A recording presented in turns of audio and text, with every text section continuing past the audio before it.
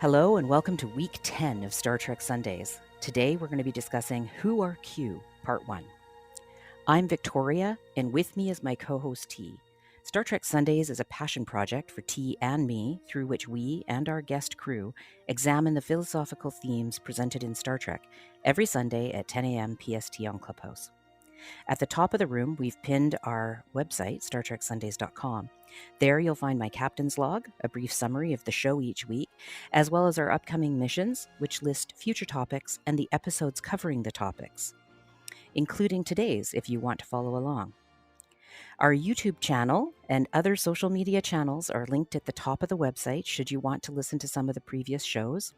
And you can now find Star Trek Sundays on Pandora, Apple Podcasts, Spotify, and from anywhere else you get your podcasts. Please consider subscribing to our YouTube channel. It will help us reach others who will enjoy the show. We'll bring up speakers to the stage to discuss the shows after I put a few questions to T. But first, thank you, T, for curating a great selection for us to watch this last week. It was a perfect trio, as if it was meant to be a box set. I can't believe it. And I so enjoyed the watch party yesterday. That was a gas. It was really good watching with everybody and watching it all the episodes in a row. So I really appreciate your effort that you've put into all of these curated weeks. So tell me today, what inspired the topic and the episodes you suggested as the watch list for this last week? Yes, and especially props to Steve in the audience here for that watch party. It was absolutely so much fun watching that with everyone, and thank you, Victoria. Um, Q is an extra dimensional being of unknown origin who possesses immeasurable power over time, space, and the laws of physics, reality itself, and is capable of altering it to his whim. So, despite his vast knowledge and experience spanning untold eons, and much to the exasperation of the objects of his obsession, he is not above practical jokes for his own personal amusement, for a Machiavellian or manipulative purpose, or just to prove a point. He's said to be almost omnipotent, and he's continually evasive regarding his true motivations, but he has a special spot in his heart for humans, and for Picard in particular. He's part foil, part friend. He's always fascinating, and he's one of my favorite characters of the show. So let's spend some time answering the question, who are Q? Thanks, T. I love Q. I always have loved Q, and I mentioned it last week that I find him just attractive in many ways.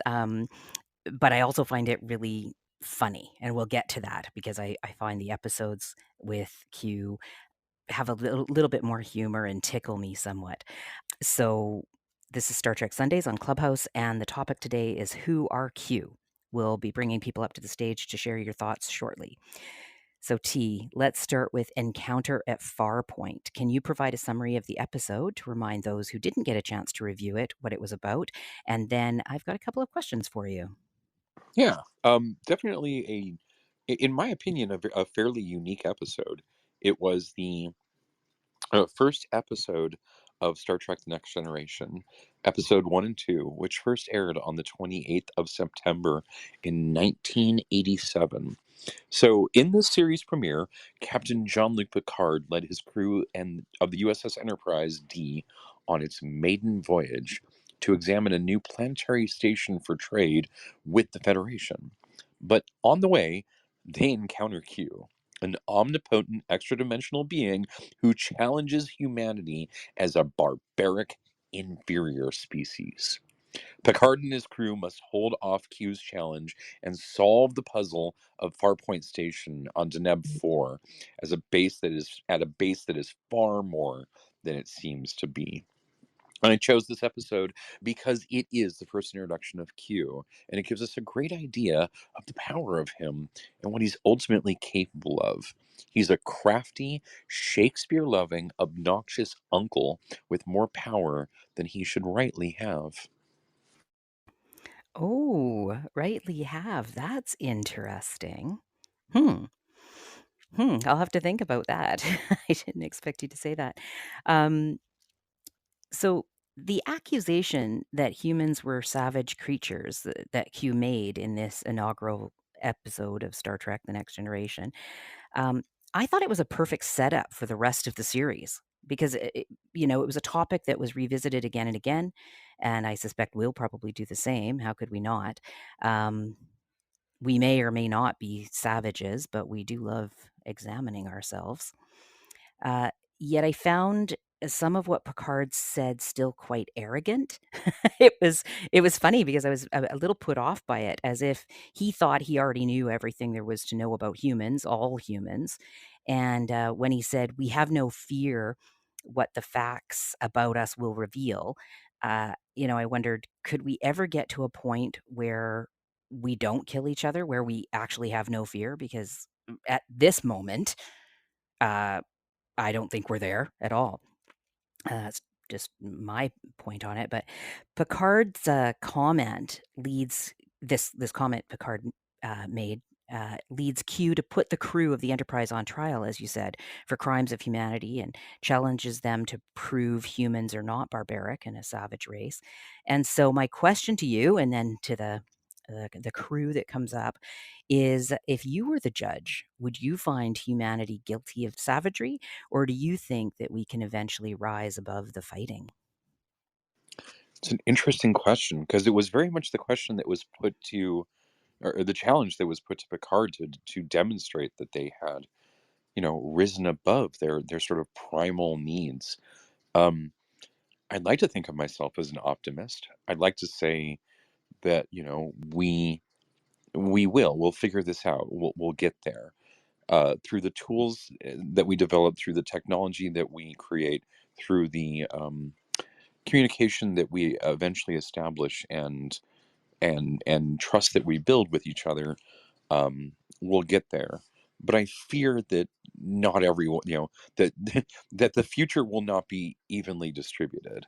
It won't be everyone who gets there. It'll be one of those things where there'll be some savagery in the process of getting rid of the savagery, and that's unfortunate. But I think it's just the nature. So I kind of see, like, is the glass half empty, is the glass half full?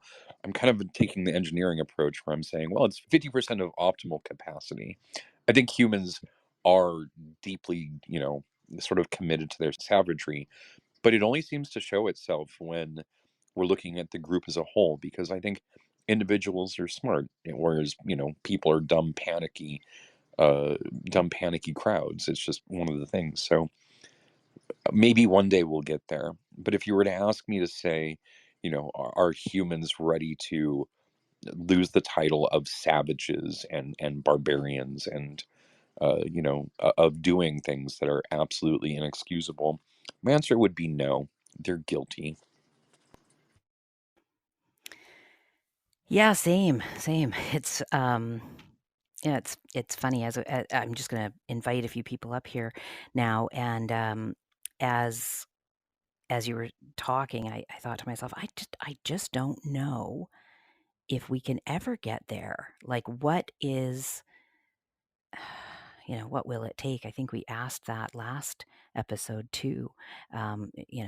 Is it just, can we just choose not to kill today? Was the question last week, right? So, so welcome to the stage, Steve and Shatterhouse. Shatterhouse, what do you, and Sin, thank you for coming up. Um, let's go to Shatterhouse first, because you're not often on the stage. So I'd like to put this question out to everybody. So if you were the judge, if you were in Q's position, would you find humanity guilty of savagery, or do you think that we can eventually rise above the fighting? Are those two things mutually exclusive?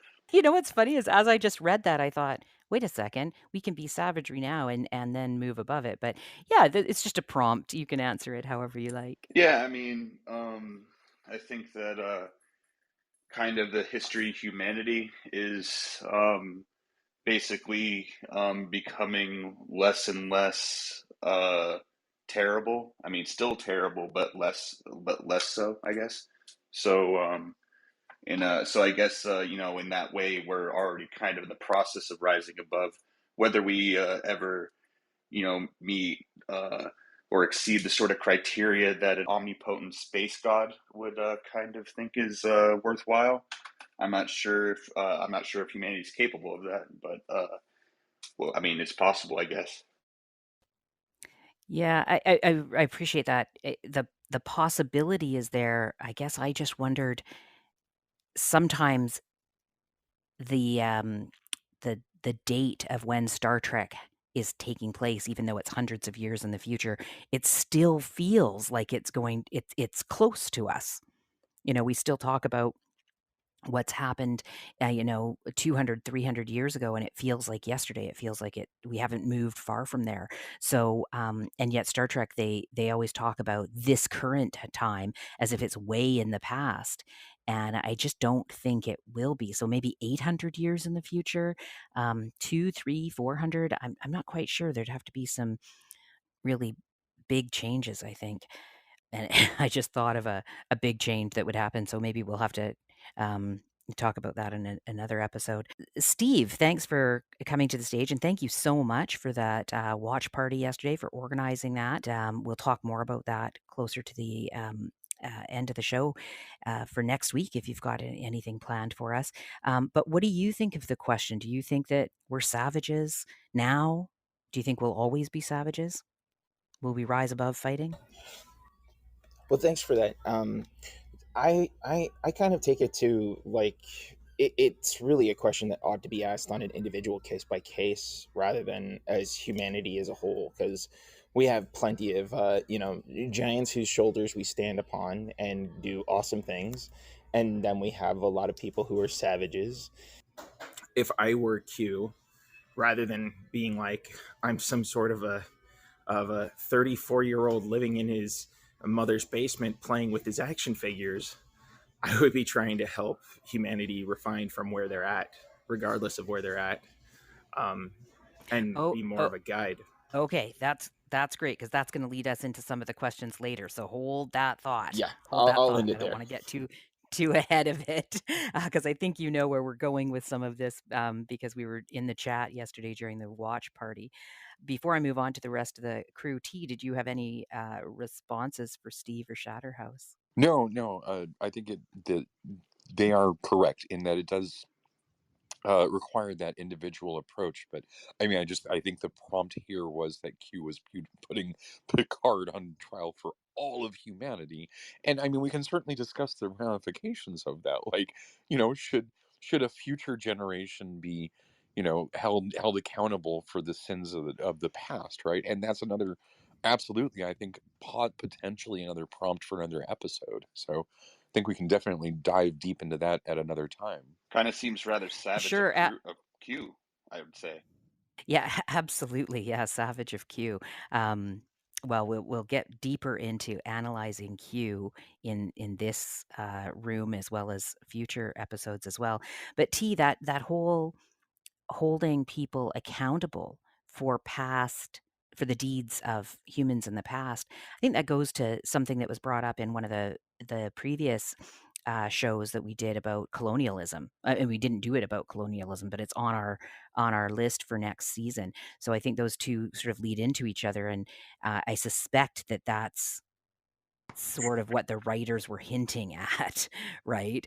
Yeah, and season two keeps getting bigger and more awesome every time that we sort of revisit our plans for it, because all of these ideas keep on building into, what it is we want to bring to you for season two. So this is exciting. Absolutely.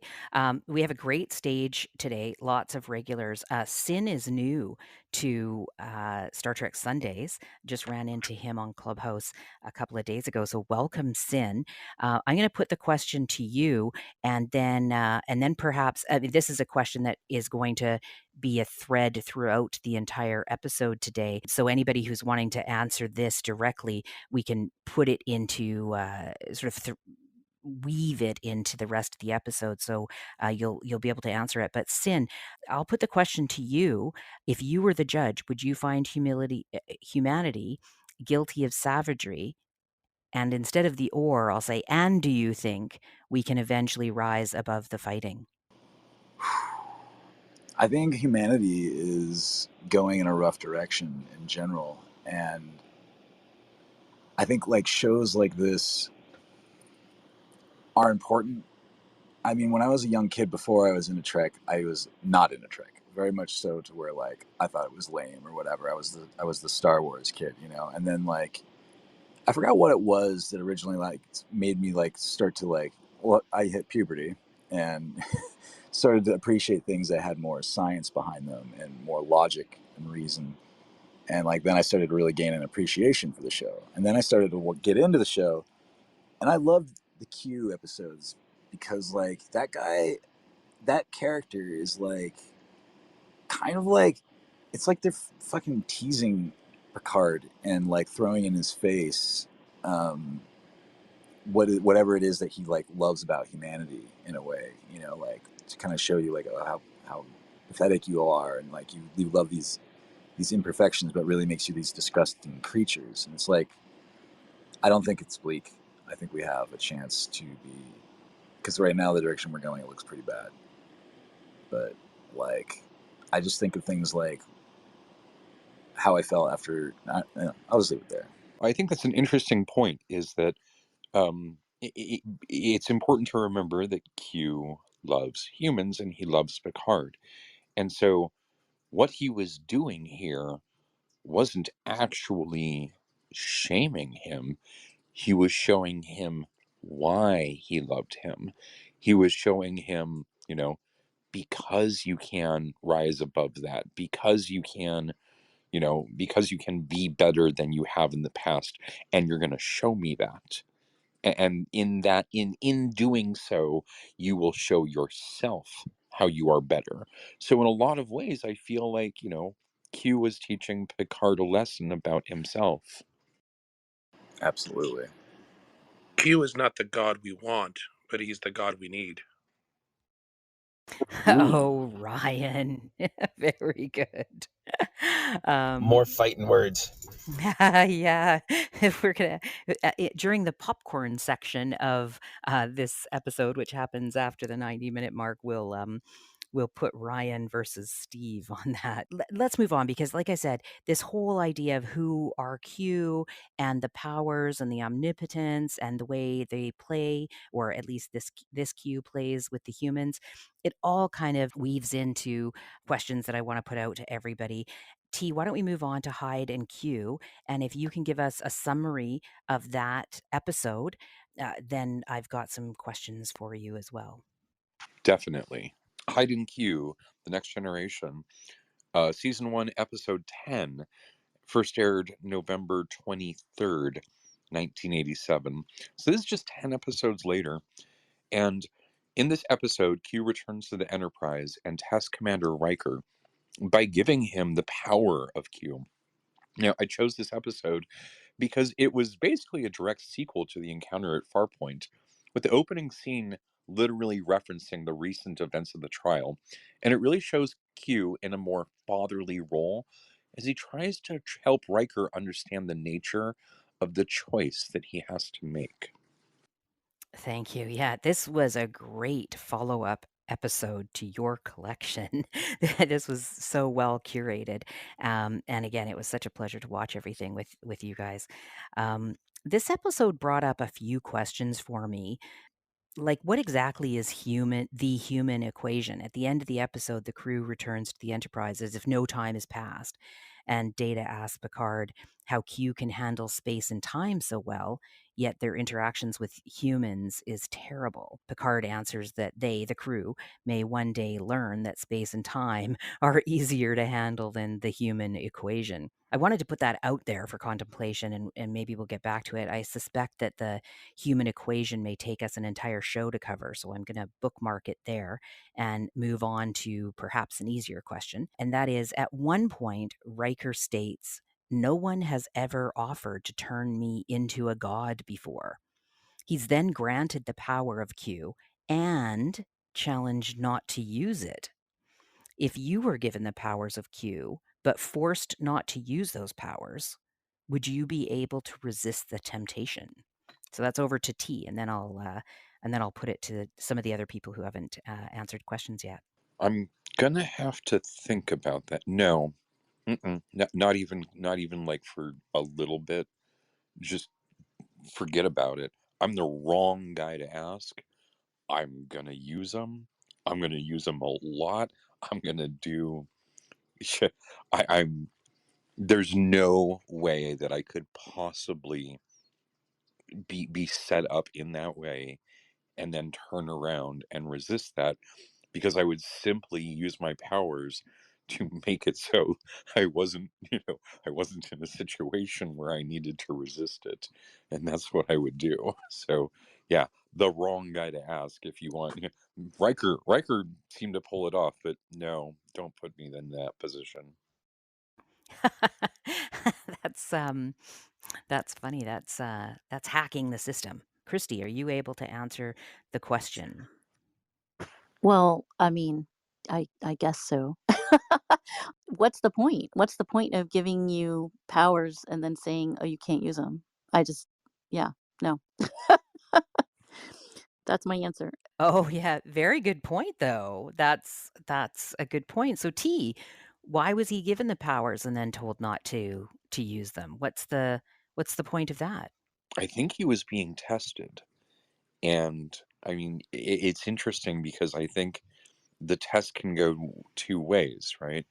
Um, on one hand, are you capable of, resisting? Are you capable of, learning the lesson? And that was sort of like, the thing that Picard insisted upon was go ahead and learn that lesson. But ultimately, I think the real lesson here that was ultimately being put forth that really wasn't discussed was, how can you not?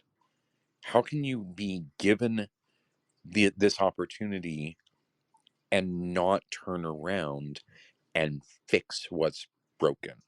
How can you? I think Riker made the wrong decision in this regard. I think that he, by giving up the powers and resisting the urge to use them, really dodged the opportunity to explore a strange new world, to tackle something that's difficult, which is being a god and having to do things like make hard decisions and do that stuff. And I think the test here was, right, um, if you are in that position and you find yourself with that scenario, are you really going to turn that down? And I look down on Riker for having done so. I think that he should have taken the gift and used it for, and used it as he was, for the purpose he was given it, which is to learn that lesson and explore that strange new world. Right on. Yeah. Yeah, it is interesting, and I'm gonna say that I don't want anybody to jump ahead and answer what they would do with those powers yet, because that might be a question for a bit later. But Rachel, you're back. The question about this, and you were on the watch party with us for a bit. I don't know if you were there for this one, but um, Riker states, no one has ever offered to turn me into a god before. And then he's granted this power and challenged not to use it. And that's the key. He's challenged not to use it. Like T was saying, it was a test from Picard.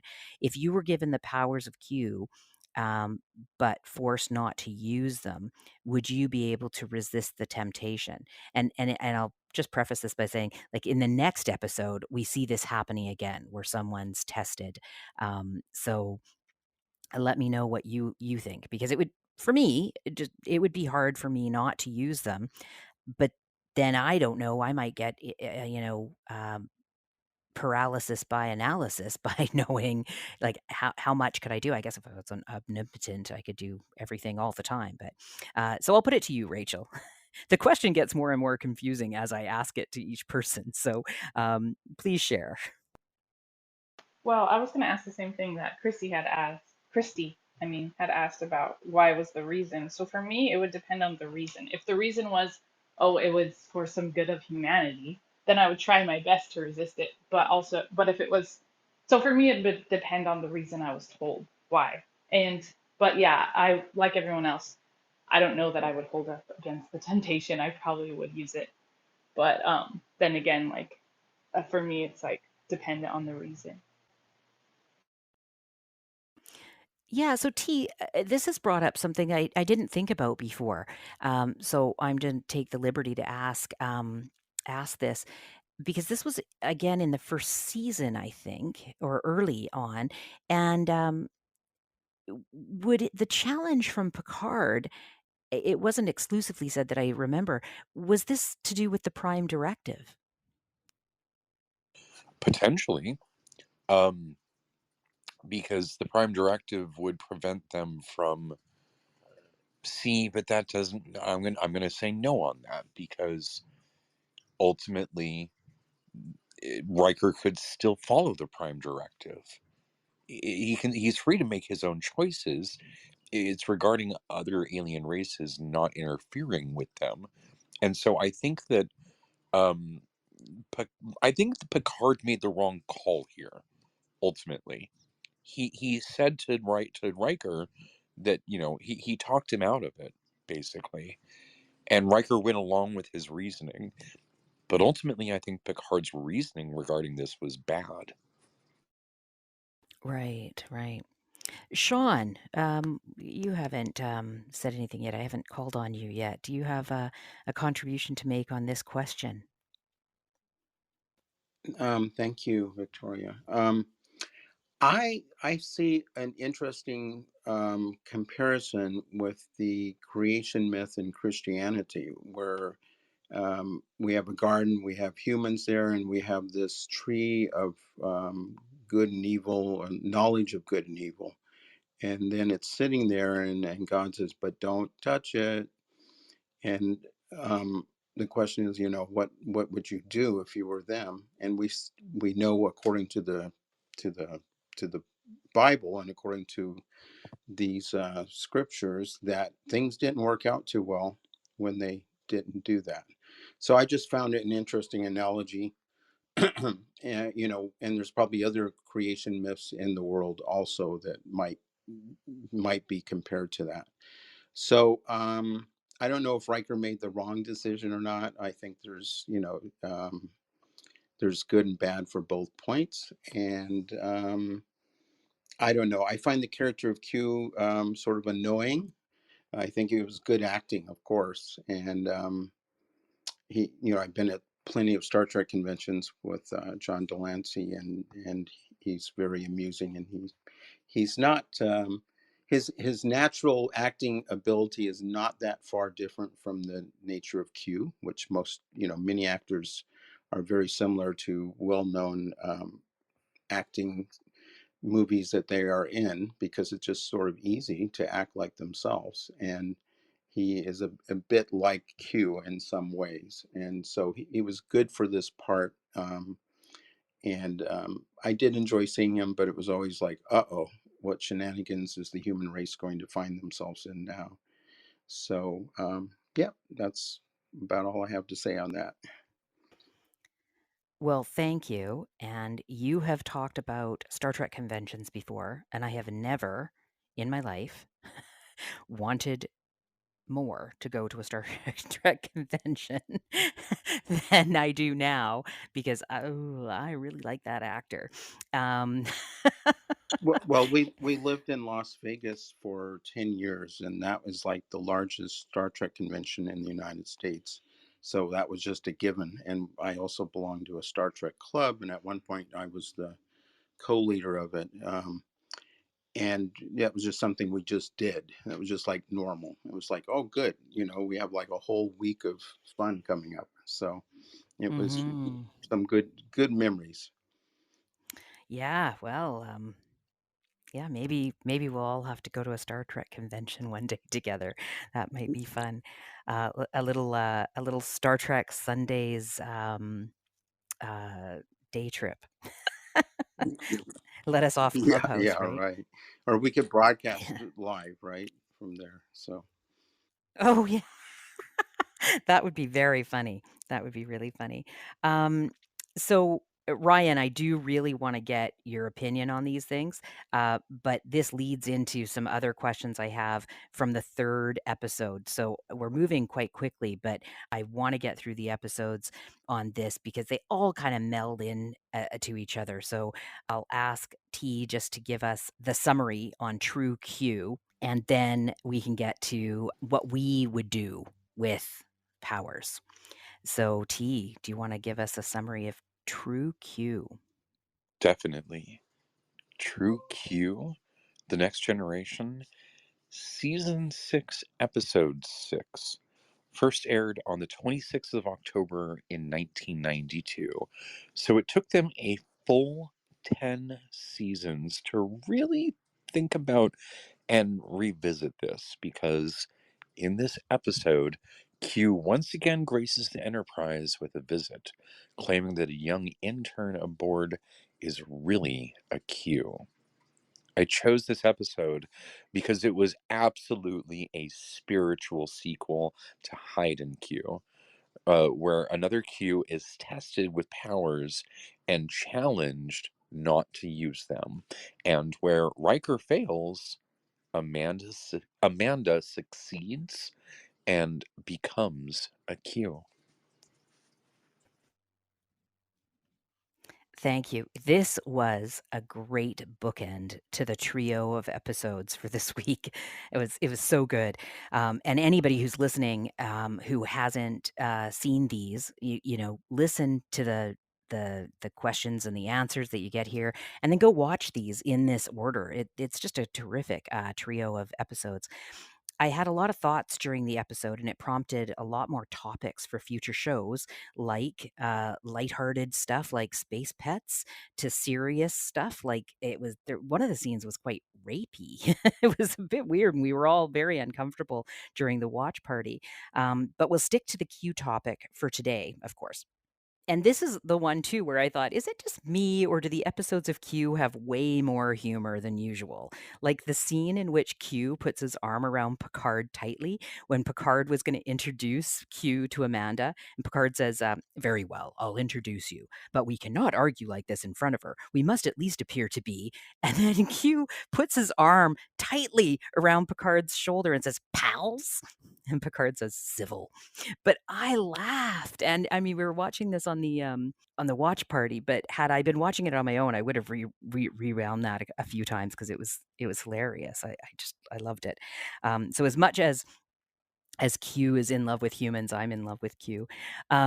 So Amanda was given the power of Q and used it to see her parents. I thought this was quite interesting.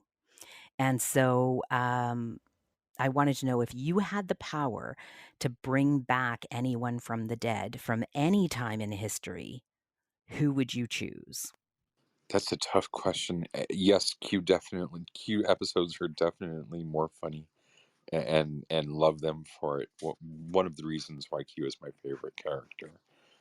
I would probably bring back Einstein, because I really do think that he could help make critical contributions to our understanding of physics if he had more time and was given some of the tools that we have available now that he didn't have available.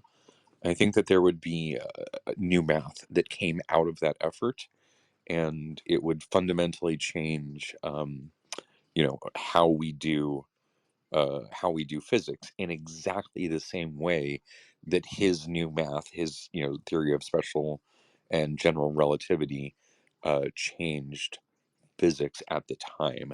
I think he would do it all over again, and that's why I would bring him back from the dead. Great answer. Great answer. It's funny. I'm going to answer this because when I was thinking about this, I thought, oh, everybody's going to say famous people, and I'm going to end up saying some relative or friend, and I'm going to cry again on the podcast. So I'm not going to do that this time.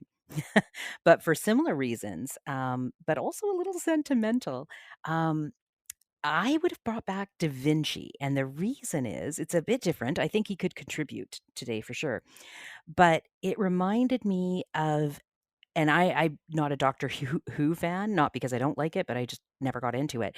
But there was an episode of one of the more modern ones where I think the Doctor took um, Van Gogh to a museum to see how everybody loved his paintings. And I've watched this little clip of this on YouTube several times. And even right now, as I'm describing it, I have goosebumps because he was able to see how impactful his paintings were. And he cries. And now I'm crying, and I was going to not cry. Anyway, and it was quite sweet and sentimental. And sometimes I wish that for people. And so that's why I would have brought back Da Vinci. Yes, he might be able to contribute, but I think it would be nice for people to see the impact they have hundreds of years later. So I'm going to leave it there. and I'm going to pass this on to Ryan, and we'll go to Ryan and then welcome to the stage, the director. So we'll go to Ryan and then the director, just to give you a heads up. So Ryan, if you had the power of Q and you could bring someone back, who would it be? Well, that's easy. My younger brother died 9 years ago on the 5th. And so that would be purely sentimental. But my fear with that, so like I don't necessarily believe in destiny, but because I think destiny is post fact. But I do think that things happen as part of the mechanisms of the universe. And so, yeah, I would bring him back. But my fear is that he always has to die as part of the mechanism of the universe. And so um, I, I would do that. But then the whole time I'd be terrified of losing him again. So there's a cost to everything, right? And yeah, I have thoughts about Riker too, but we'll talk about those later. Thank you, Ryan. Yeah, thank you for that share. I'm sorry about your loss. T, did you have a response? No, I did wanted to say thank you for that share, and I'm sorry for your loss. And it is interesting because that's kind of the nature of life, as it does require work to be done, and that is a mechanism in the universe where that work does have to run out at some point. And we're fortunate enough to live on a planet which, can reduce its entropy via the sun for now, and live in a time when that's true. And I think we just have to make the most of what we have. And so, I appreciate, you sharing your brother, and I wish we could bring him back at least for as long as we could. Yeah, what struck me, Ryan, was the thought of having to lose somebody again. So I feel that, and appreciate your share. The director. Let's move on. Maybe this is going to be a sensitive section, and that's okay. That's really good. But if you had the power of Q, who would you bring back? I cannot follow Ryan's with a heartfelt revival. I'm going to go a little bit more esoteric with it because, well, you can't bring back the dead yet. So, if I was Q, I would want to see, I would ask to see the Jesus of Christ. And if Jesus was in heaven, he would be pulled from heaven. And if Jesus was dead, then he would be revived and have no idea the significance of his existence after the crucifixion. So either way, it would answer a question. Yeah, I think that would be a fun thought experiment. Right, yeah. Yeah, thank you for that. And we will be getting into some religious topics as well, and maybe this Q thing will come back in those episodes that T has planned for us. It's interesting because Amanda didn't bring back her parents, but she was able to see them, and she hadn't seen them before, and it was as if they were sitting right in front of her. And yeah, I'm super sentimental, and so I I felt that, and wondered at the time, what would I want to do with that? And I'm so sentimental. I'd probably just sit there and run through everybody who I've missed. But Steve, you wanted to contribute on this question, so why don't you go next? And welcome to the stage, Charlotte. Good to see you again. And then I'll have a few more questions to put out to everybody to contribute and contemplate. So, Steve, what did you want to say on this? Well, so first of all, I certainly wouldn't resist the temptation to bring only one person back. In fact, for philosophy well explained in Harry Potter and the Methods of Rationality, I would attempt to bring everyone back. But the idea of just picking one, I think I want to consider that I might want to just bring back Robin Williams, because in this idea that I'm going to spend eternity, I'm going to be able to be immortal and live forever. Part of what I'm going to need moving forward is entertainment. People coming up with more and more creative, great works and displays and performances. And I wouldn't bring Robin Williams back right now. I would bring him back at a time where we have cured the chronic depression that he experienced. But once getting that and being able to make such a great individual immortal, I'd love to see where that takes him. As I imagine it would take a person like him in general, to not only be a great performer throughout all eternity, but also to see where he'd spend other countless lifetimes being contributing to other talents that are in his repertoire. Because I don't think being a great improvisational actor is all that was there in the man. I think he had so many more talents that just never were tapped into because he was sadly inhibited by his disorder. Yeah, I think you're really right there, and that leads into some other questions that I had for everybody, and I'm going to put them out there now for you guys to contemplate while we listen to Rachel. Rachel asked if she could answer this question, and I want her to do that, but I also want to give her the opportunity to add these to her answer if she wants. And the questions that I had, and then this will go to everybody. And welcome to the stage, Io. Is so the first question is, who would you bring back if you had the power to bring people back? And then if you had the power of Q, what would you do? How would you use it? And would you use it to help others? And then the final question, and I knew that I know Steve's answer to this, but the final question would be, would you want to be immortal? And I think that there are a few people who I've talked to who do, and Steve is one of those. So, Rachel, let's go to you, and you can answer the question however you like, and then move on to those that I've added to it if you want. Okay. For me, there are two people that I would bring back. I fortunately haven't had a lot of loss immediately in my life, so I fortunately don't have like family members that I would bring back. I mean, maybe my grandma, but anyway.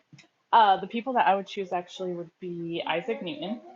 One, because of a similar thing like T, I feel like it would be exciting to see with modern technology and all our gains in science, like what Isaac Newton would do nowadays. And then also I would just love to pick his brain because he's always been one of my favorite scientists. And another person I would bring back would be Mark Twain. He was one of my favorite authors, but what I love mostly is like a lot of his thoughts and quotes about life and human nature. I think he was very insightful. So I would just love to bring back his perspective about today. And so, yeah, that's what I would do on those.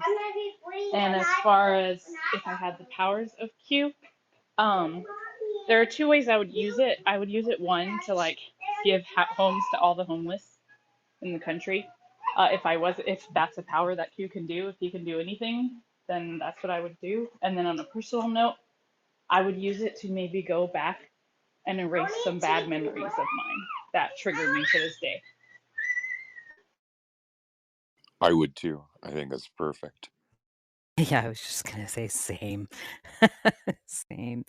Um, well, thank you for that, Rachel. That was great. One of the things that I was gonna mention earlier, and it came up again in my mind, when you said giving homes to the homeless was, some of the issues that we have today, the savagery, the homelessness, mental illness, all of those things could be helped, at least reduced slightly with a basic income for everybody. And we'll probably get to that when we talk about money in a future episode, because I see that as being a huge problem everywhere. Charlotte, thank you for coming. I want to put those questions to you. You don't have to answer them all together, but the questions we have on the table now are, if you had the power to bring back anyone from the dead or see anybody in any time in history, who would you choose? And would you choose it? Maybe you wouldn't choose it. If you had the power of Q, uh, what would you use it to do? Would you help others? And would you want to be immortal? So, what do you think of those? Thank you, Victoria, and thank you, T, for hosting this room. It is tops, and I always enjoy listening to what happens here and being a part of that. So, no, I wouldn't want to be immortal. Um, um, I think that keeps me nice and accountable this during this lifetime, and keeps me getting things done. I'm not putting anything off. I'm trying to get it all handled. And given that I'm probably the oldest person in the room, there's a whole list of people I would love to bring back. Namely my mother, who was absolutely extraordinary with her life. My parents met in World War II up in Bainbridge Island, Washington. My father was in the Navy, and his first meeting with my grandparents was, oh, by the way, we are in the process of building false rooms and hiding spaces for Japanese people so they're not turned into the internment camps. My father was like, holy shit. And that was his experience coming into my mother's family. And she died at a time when she was still in she was still in the middle of her mission and working her mission. And there was a couple of things that she was doing. But she died at a relatively young age. I'm 60. She died at the age of 63. Um, I would bring back Bobby Kennedy, again, because he had his mission interrupted. Someone that I valued as a child. There's a few friends that I lost at a very young age, one when I was 6 and my best friend when I was 13. I'd bring them back because their lives were just starting. I'd bring back my brother Tom. His mission was also interrupted. One of his missions was interrupted that I was a part of when I was a teenager, drove me nuts, was harvesting venomous snakes from the Black Hills in South Dakota for the Lakota anti-venom program. So, there's value is the theme that I find is the common bonding thing. And then finally, with regards to value, someone who, gosh, gave me this amazing gift. An extraordinary person, Dr. Phil Leveque, Leveque. He died at the age of 92 a few years ago. And Phil Leveque was the person who trained me and my wife Marianne on making cannabis extract oil. So that was life altering. It was transformative meeting him, a transformative experience, and the experiences thereafter. I learned so much from him, and there's so many questions I have for him today to carry on his mission, to carry on his legacy. But I'm just saying that with regards to things that I value, when I started out my life, there's all kinds of things I wanted to do. I wanted to be an astronaut. I wanted to be an MD. Now, I'm not an MD, and I'm not an astronaut. I'm just me, some retired Navy sailor. But I have benefited greatly by knowing some amazing people in my life. So I want to share that with from the depth of my being and my gratitude for these individuals for what they offered the world and what I was able to benefit from as a result of that. So I'm going to land it right there. I'm Charlotte, and I'm listening. Thank you, Charlotte. Yeah, that was really informative. I very much appreciate it. Yeah, thanks for sharing that.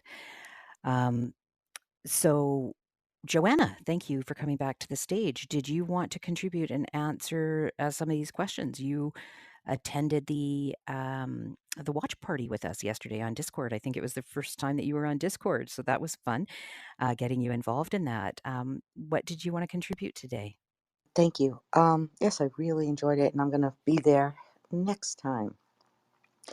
I find it fascinating that out of this small group of people, kind of came up with some of the same answers. Da Vinci was mine.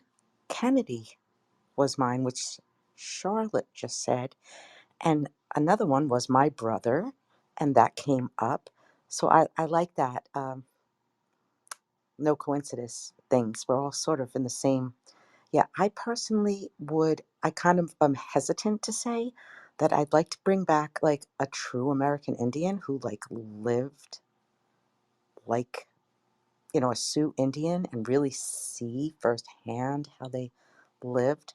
I'd like to get Hitler and Schindler in a room, and I'd like to throw some other people in that room with them. I'd like to bring Oscar Schindler back to say, even though he saw how much good he did, to say, look at all the children and the people alive now, how 100-fold they are thanks to you.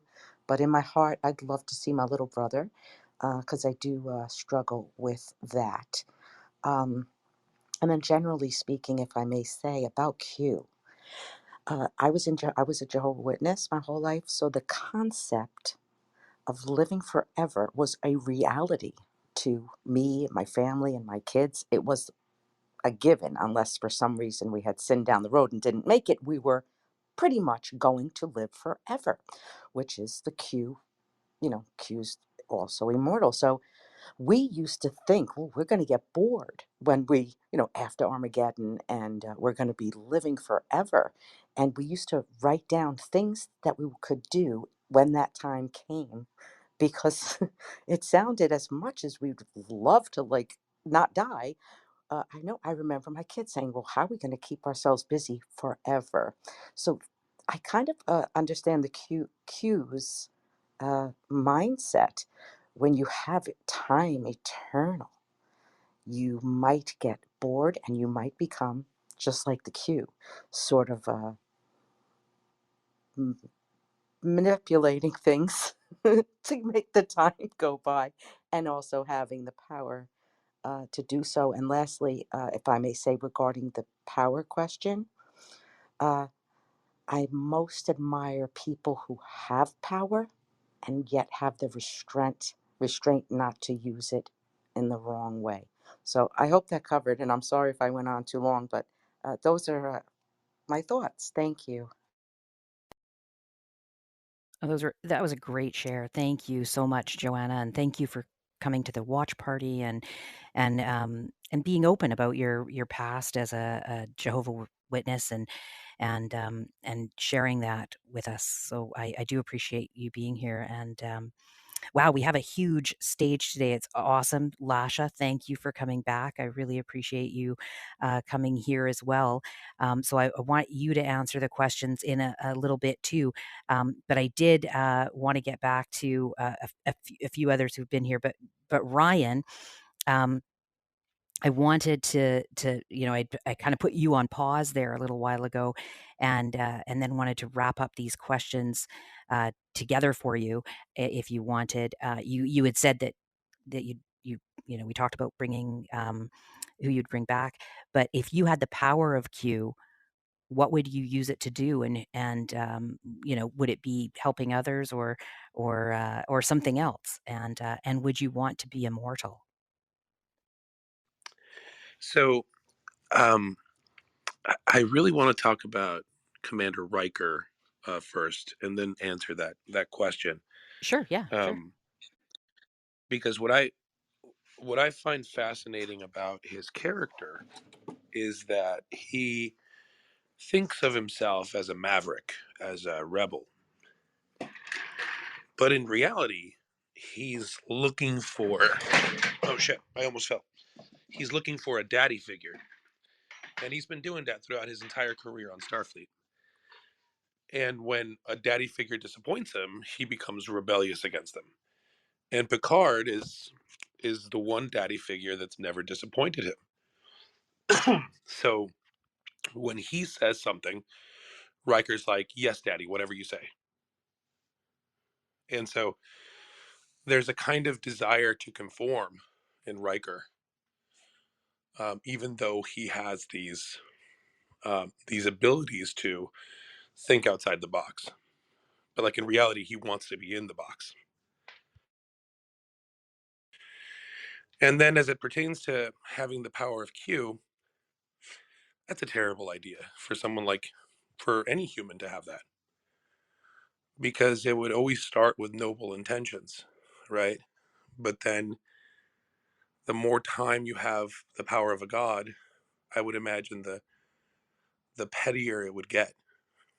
Like at some point you'd be like, "Oh, you know, after having it for a long time, maybe you get to the point where you're making chickens that lay, I don't know, cupcakes, you know?"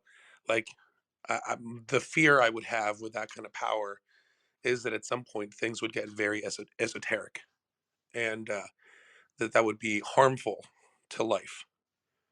But when you have the power of a god, there's no consequences, and that would be the thing that would frighten me, because I would definitely start with like cancer cured, right? Fuck that.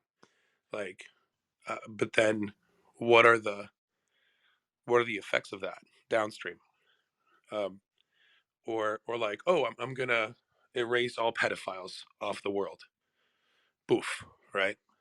What does that mean, right? Take the worst people in the world and do away with them. Okay, then with that ability, that's kind of murder, right? And and then how far down the rabbit hole does a person go? Like, do you start poofing people away for like jaywalking at some point? Does your prejudices become something that people would consider wrathful?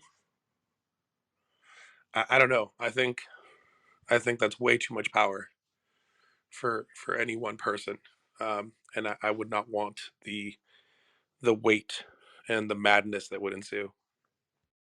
Yeah, well, I think we've seen that with Q. He makes mistakes, doesn't he? Yeah. So maybe there is just no such thing as omnipotent or all-knowing. We've put out these questions. We've talked about all the different episodes and Q in general. And so the questions that we have on the table that we were talking about was, I'll just do a little recap here for Star Trek Sundays, every Sunday at 10 a.m. on Clubhouse. And we are on podcast stations now. And I understand T is going to mine some of the raw audio for some specials and some bonus clips. And so we'll see what happens there. We're going to call them our popcorn, because that's when we head into a looser conversation. So check out all of those to help us grow and get more people involved.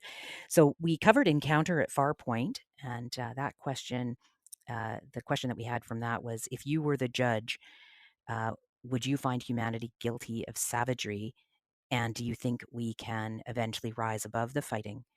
We covered hide and Q, through which I asked, if you were given the power of Q but forced not to use those powers, would you be able to resist the temptation? And then true Q, which is if you had the power to bring back anyone from the dead from any time in history, who would you choose? If you had the power of Q, what would you use it to do? And would you want to be immortal? We'll just go to Rachel, and then we'll go to Sydney and Lasha. Well, I was gonna say, I think it was Charlotte talking about being a Jehovah's Witness. I wasn't a Jehovah's Witness, but I did too believe that if I made it to heaven, I would live forever. And I used to do the same thing. Like I used to be terrified of that notion as a kid because it just sounded horrible to me. Like, and I also thought the thing about getting bored. But nowadays, I'm in a mindset where, yeah, I don't think the only way I would want to live forever is if my psychosis and my depression and PTSD and all that were like completely cured. Because as it stands right now, if I had those diseases still or illnesses for the rest of my life, I wouldn't want to live forever because it's painful to live with those things. But if they were cured, like sometime in the future, like completely, then I would probably maybe enjoy living forever. Great, thank you. Those are really good points. Yeah, I'm right there with you for sure. We've got lots more to cover, and I want to hear from everybody. But I was hoping that, T, since you're back, if you could give us a little rundown on what we have coming up in the next couple of weeks. Well, coming up at the next watch party, we have Primitive Belief Systems coming up on the 16th of October with Firstborn, in which the TNG episode where Worf and his son Alex face sort of the trials of the Klingons and coming up through there, followed by Who Watches the Watchers, another TNG episode. This one's a really great one in which the Enterprise has to undo the damage when a primitive civilization realizes that they are being watched by the crew members of the Enterprise, followed by Homeward, the TNG episode in which Worf's foster brother violates the Prime Directive by saving villagers from a doomed planet and has to navigate them partially through the holodeck. It's a really fun episode. After that, we have, let me just pull up the link tree. On the 23rd, the rules of acquisition, the Ferengi, the rules of acquisition, the Maquis Part 1, and acquisition, the episodes. Some really good ones there. Followed on the 30th, the day before day before Halloween, we have What's So Funny? Just talking about some of the funny things that happen in Star Trek, starting with one of my favorite movies that's really funny, Star Trek 4, The Voyage Home, followed by the outrageous Akona, in which the Data summons a holodeck comedian, and of course, The Trouble with Tribbles. Finally, after that, we have on the 6th of November, Resistance is Futile, Part 2. Starting with the Best of Both Worlds, Scorpion and Iborg. Of course, we've got stuff all the way out through um, December here at the end of season 1, and we are definitely working on season 2. So I do hope that people get involved with the watch parties that are coming up, because we're going to be watching the episodes that are coming up for next week on Saturday, right before the show on Sunday. Thank you so much.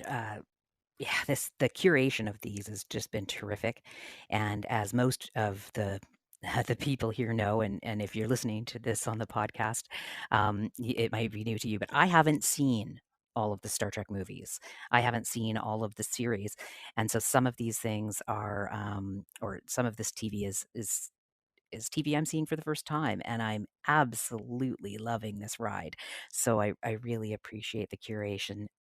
I anticipate that we might have a debate shortly here for the first time between Steve and Ryan with respect to Q. I wonder, Lasha, are you ready to give a share to us today? Yeah, I've seen most of all. I've seen almost all the Next Generation episodes. Not that I remember them all by sequence and everything, but Q's actually one of my favorite characters. And just watching him progress. And I'm not sure if anyone has seen Picard's second season, and the way that this wraps up with him is amazing. I'm not going to spoil it for anyone, but I like the way that it ends up.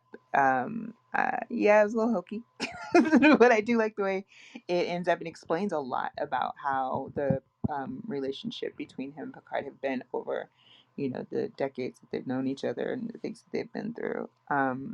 To answer your question, I would like to live forever. I was also born and raised Jehovah's Witness, third generation, XJ Dubs. Hello. And I was never content with even though I knew we were supposed to live, forever. I was never really content with that because I thought I'd be boring as fuck, honestly. It's actually one of the reasons why I left. So, but thinking about it now, the only way I'd like to live forever is if I could make sure that I was able to become wealthy enough to help others in need, to make like my long-term life be beneficial, bank as much as I can, and become really big in philanthropic work and making sure that everyone gets the opportunities that they're supposed to get. So, and keep it short and simple. But I really, really do like Q. I know he's an imp, kind of an ass, but I think like Riker, he's looking for a companion as well. So Great. Well, I love the people on this stage. I mean, everybody is so generous. And again, I've talked about the overlap between um, the people who like science fiction and like Star Trek, and how generous they are and thoughtful. And it occurred to me as you were talking that I wouldn't need to have Q's power if one of you had Q's power, because everything I would desire would be done. And that would just be that nobody had the pain that they have, in disease, or in want for food, shelter, and that sort of thing. So, so that kind of leaves me off the hook, which is good. So thank you for that. Thank you, everybody. This has been great. There's 14 people here now. There were 61 in total. I love this room. I so appreciate the shares from everybody, and this is just, it's really rewarding. So thank you for coming. As T said, we we were going to put this on YouTube, and we have a YouTube channel. We got people subscribing and watching them, which is great. Watching, listening, and then we also put them on all the podcast platforms, and Facebook and Instagram and Twitter are linking back to YouTube. So if you can, if you're on YouTube and you can subscribe to us, that would be great. We just want to reach more people and hopefully have more people come in and contribute, because your contributions are just fantastic. So thank you again. And thank you to the new people who showed up and have participated. I hope you come back next week, because we're here every Sunday at 10 a.m. PST in the Star Trek Sundays room on Clubhouse. So I'm going to close the room in just a few minutes. And again, thank you. And I hope that you come back next week. Thank you, everyone. You guys are awesome. The best. We love you and do hope to see you in the hallways. And of course, back here next week for more.